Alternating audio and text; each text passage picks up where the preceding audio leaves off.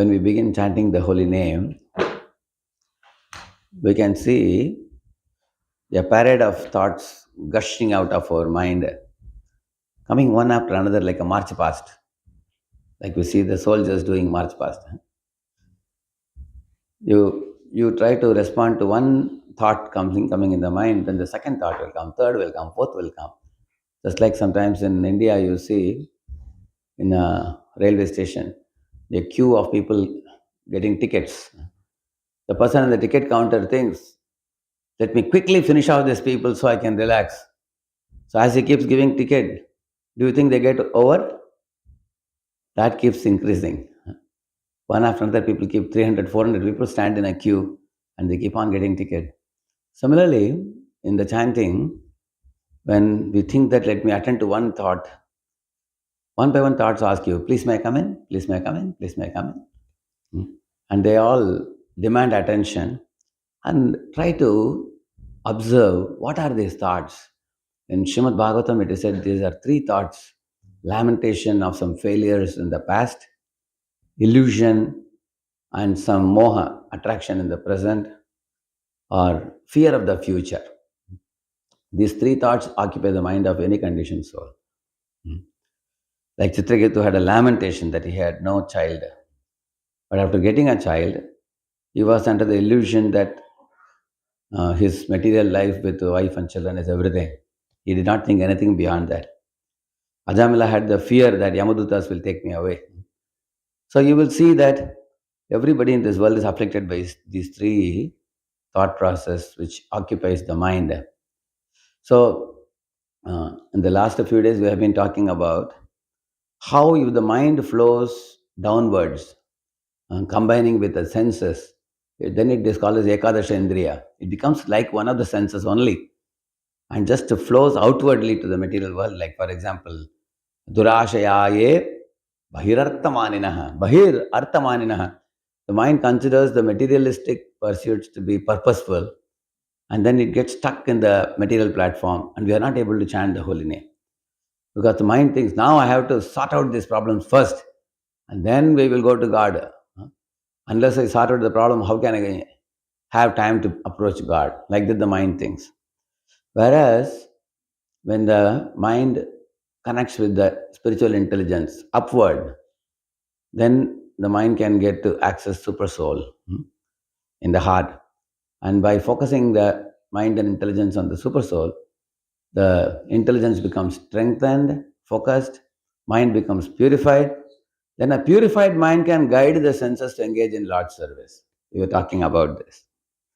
But the problem is, as long as mind is looking downward, how are you going to elevate the mind to focus on the super soul through the intelligence?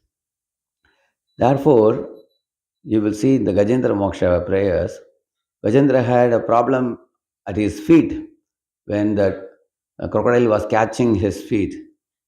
He had two choices: either to focus his attention exclusively on the crocodile and try to get rid of the crocodile somehow or other by some method by which he can relieve himself of the pain and then he can think of the Lord. That was not what he was trying to do. He allowed the crocodile to continue biting his feet and he looked up in the sky and he offered several prayers. How he could do that? Where did he get that strength to just not bother about the problems of life and be able to exclusively focus on the Lord? That we will discuss in a few minutes. You will see such upward attention is only possible when we develop a very firm, deep-rooted understanding and faith about the Supreme Lord. Na vidyate yasya cha janma karma va na nama rupe guna dosha eva va tatapi lokapyaya sambhavayaya swamayaya tanyanukalam richati tasmai namah pareshaya brahmanenanta shaktaye arupayurupaya namah ascharya karmine. He's telling Gajendra, na vidyate yasya cha janma karma va. He's saying the Supreme Lord, he has no karma no janma. That means he is not born, he has no activity. Na nama, na rupe. He has no name, he has no form. Really? But what is he saying? Guna dosha evava. Although he has name, he has form, he has birth, he has activities, none of them are touched by the three gunas, like sattva, rajas, tamas. And then the next line, next verse is saying, is arupaya or rupaya. Arupa means God has no form. Uru rupaya means he has many forms. Is he not contradicting? Why is he apparently contradicting? Because he is nullifying the material understanding of personality. In the same manner, you will find in the Ishopanishad also, Sapar Yagat Shukramaka Yamabranam Asnaviram Shuddham Apapavidham Kavir Manishi Paribhusvayam Bhur Yada Tatyathortham Yadada Chashvatibhyas Samabhyah. In this verse also it says, Sapar Yagat Shukram Akayam Avranam. The Lord is Akayam. He has no body. Avranam, he is beyond reproach. Asnaviram means his body has no veins, he says. Now, if body only is not there, how can there be veins? That means he has a body without bones, without flesh, without veins, without stool, urine, and all these things. That is why first it says Akayam. Don't think his body is like your body or my body. And Asnaviram, it has no bones or nerves or flesh or bones, anything like that.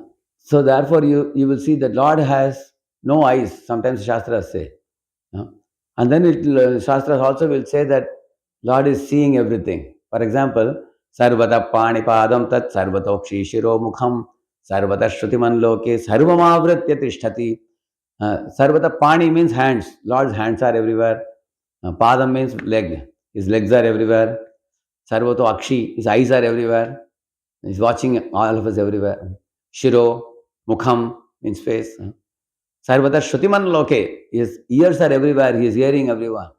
Sarvam Avritya Tishtati, he is practically enveloping everything in this world and that world, and that is how he is standing, it says. And then the another verse he will say, Sarvendriya Gunabhasam, Sarva Guna Vivarjitam, it says. That means he is free from senses and body and gunas. At the same time, he has senses. What is the meaning of that?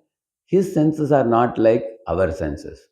For example, our eyes are always blinking, but the Lord's eyes never blink. Chakshur yasya narishyati, Bhagavatam says.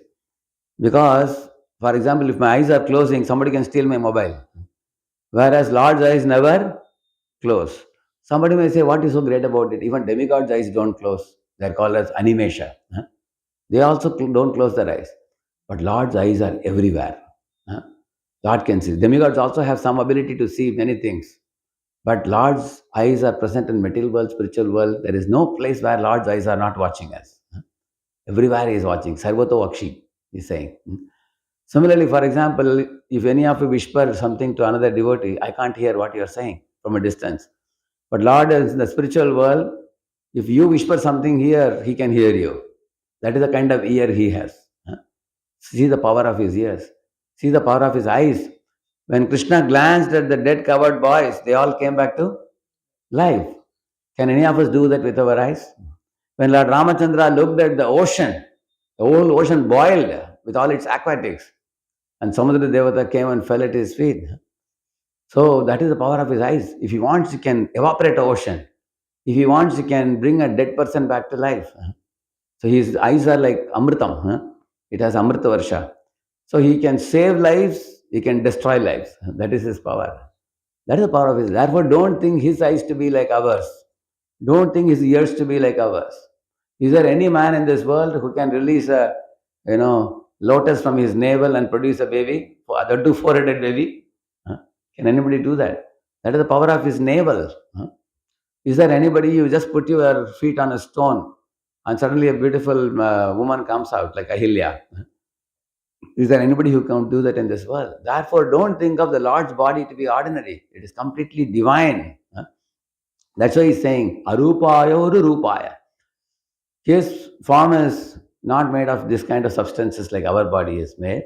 Ururupaya means he has many forms. Matsya, Kurma, Varaha, Narsingha, Vamana, Krishna, Rama, Balaram, and we have Vishnu, and so many different forms he can expand himself into. But all these forms are divine and they are spiritual, and they are all counted as Supreme Personality of Godhead. For example, one lamp you take and lit 1,000 lamps, and all those lamps will be equally luminous.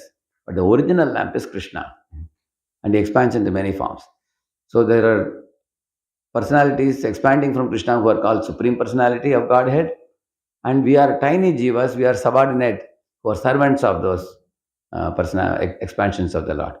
So when we are chanting the holy name, we should be convinced that Lord's form is eternal, imperishable, it's made of spiritual substance, and the Lord's name is so mighty that if one utters the name, Lord can hear from anywhere. For example, if an ant bites you on your back, immediately your hand goes there, huh? Because you are completely aware of your whole body from top to bottom. Similarly, the Lord is aware of the whole universe like you are aware of your body. huh? Anything happening in any corner of the universe, Lord's consciousness is present, available there. huh? Imagine if something is happening in India, you cannot know here. But the Lord knows every nook and corner of the universe. As much as your body is occupied by you, Lord is occupying the whole universe. He's the soul of the universe. And not just one universe. Millions of universes are emanating from his pores of his body. So when we become aware of Lord's awareness, when we become aware of his divinity of his senses and actions, when we become aware that he looks like me, but actually he is not like me. He looks like you and me, but he is not like us. He is much different. How do we understand all these things?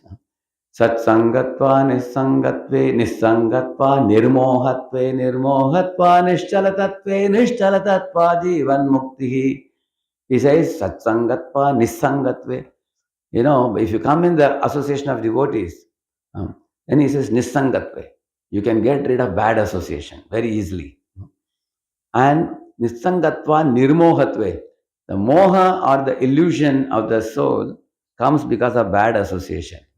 When bad association is avoided, one will not be under the spell of illusion. Like, for example, Chitraketu. He was under the illusion that Harsha, my son, is everything. But when he met Narada and Angira, his illusion was exploded. It was gone completely. Nirmohatva. And Nirmohatva Nischala Tattva is saying. The truth becomes crystal clear with full clarity, with no doubt, and you can completely ascertain Krishna is the Supreme Lord. He expands into millions of universes, expands into millions of atoms within the universe, he expands into the heart of all the jivas. There is no place where he is not present. There is no place where his eyes are not watching me. Just like when you walk out of this place, you see a moon in the sky. You go to market some 10 miles away, there also you see the moon. Just as moon follows you wherever you go, Krishna follows you wherever you go. See this, there is one mobile company, they say that we follow wherever you go. They put one dog, that hutch, is it? Why they put that? They want to say that even in remote places, our connectivity will not be lost. But is it true? We lose connectivity in certain places, correct or not? But super soul connectivity will never be lost. He can only say that. I go wherever you go. Only Lord can say that.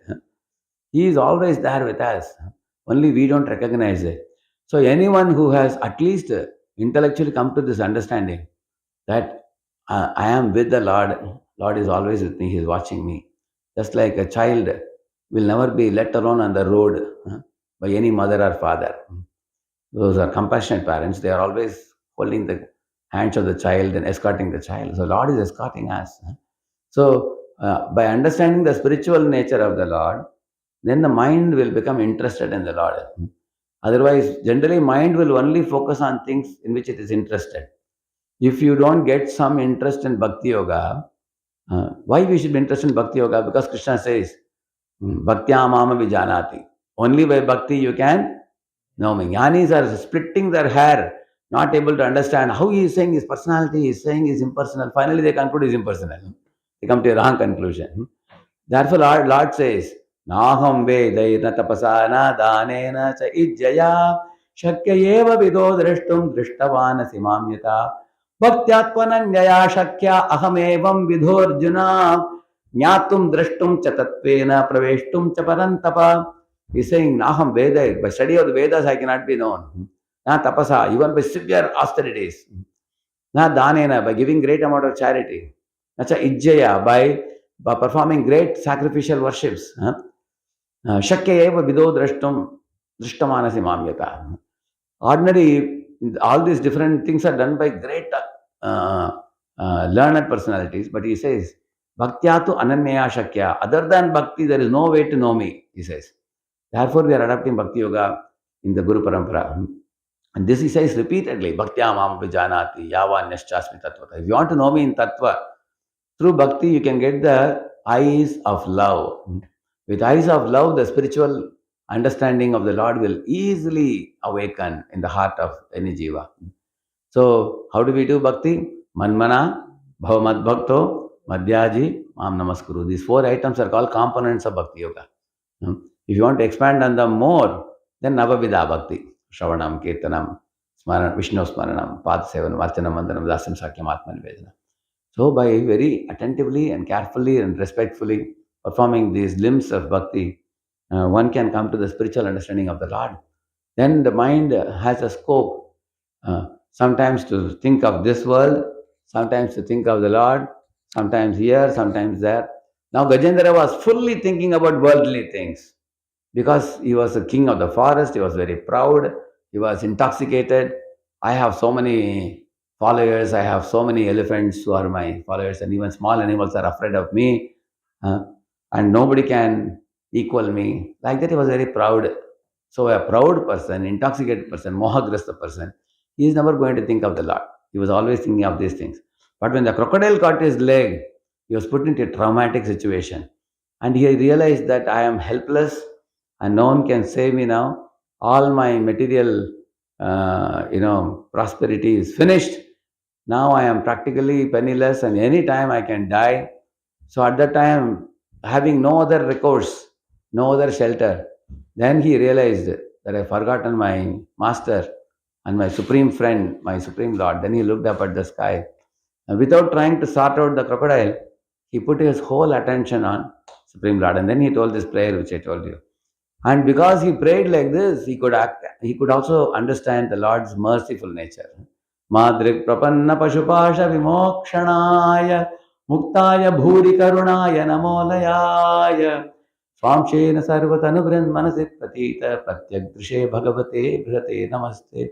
He's saying, my dear Lord, you are liberated, but you are not proud. You are also merciful to fallen souls like us. How do you know that? You come in this world as avatar. You move amongst your devotees. You are also giving Bhagavad Gita. You are very eager to take us back. Not only you are far away in the spiritual world, Sva amchena sarvadanavan manati pratita. You are in our own heart a super soul, which clearly shows that you are interested in us. You are eager to deliver us. See, this kind of verses will soften our heart to understand how Lord is so kind, so merciful, so eager to take us back, and we are very lazy, lethargic, we are turning away. So in this way, a devotee should read 2 aspects of the Lord. One is his greatness aspect, another one is sweetness aspect. The greatness aspect makes us understand he is the greatest, nobody can match him, and therefore he is capable of delivering us. And the sweetness aspect will be very hope-giving, that he is concerned about us and he wants us back. So in this way, a devotee's attention can be slowly uplifted from worldly absorption to spiritual absorption and the Lord's personality.